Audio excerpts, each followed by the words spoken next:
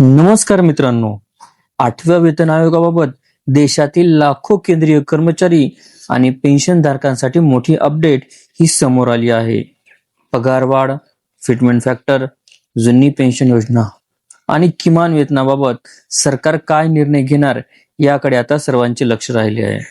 सध्या 8व्या वेतन आयोग देशातील विविध शहरांमध्ये बैठका घेत असून कर्मचारी संघटनेच्या मागण्या जाणून घेत आहे.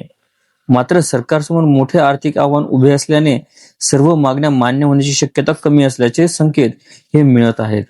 सर्वात मोठी चर्चा आहे फिटमेंट फॅक्टरची.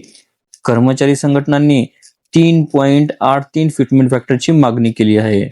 जर ही मागणी मान्य झाली तर कर्मचाऱ्यांच्या मूळ वेतनामध्ये, डीए मध्ये आणि पेन्शनमध्ये मोठी वाढ होऊ शकते. पण सरकारने इतकी मोठी वाढ दिल्यास केंद्रासह राज्य सरकारवर प्रचंड आर्थिक भार पडणार आहे. याशिवाय जुनी पेन्शन योजना म्हणजेच ओपीएस पुन्हा लागू करण्याची मागणीही जोर धरत आहे. कर्मचारी संघटनांचे म्हणणे आहे की एनपीएस मध्ये निवृत्तीनंतर सुरक्षिततेची हमी नाही.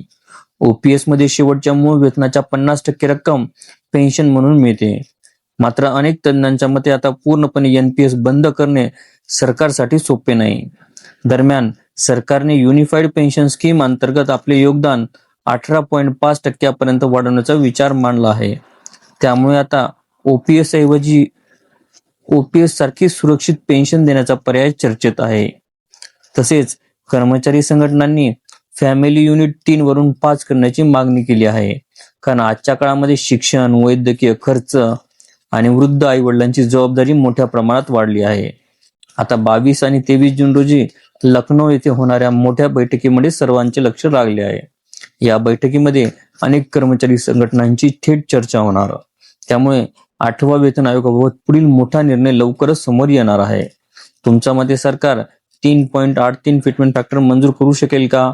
आणि ओपीएस पुन्हा लागू व्हावी का? कमेंट करून नक्की सांगा. आणि व्हिडिओ आवडला असेल तर लाईक, शेअर आणि चॅनलला सबस्क्राईब करायला विसरू नका. धन्यवाद. आपल्याला व्हिडिओ आवडले असल्यास चॅनलला नक्कीच लाईक, शेअर आणि कॉमेंट्स करायला विसरू नका. तसेच चॅनलला ऑल नोटिफिकेशन्स ऑन करून सबस्क्राईब करा, जेणेकरून व्हिडिओचे सर्व नोटिफिकेशन्स आपल्याला सर्वप्रथम मिळतील. लवकरच आपण पुढच्या व्हिडिओमध्ये भेटूया. तोपर्यंत नमस्कार.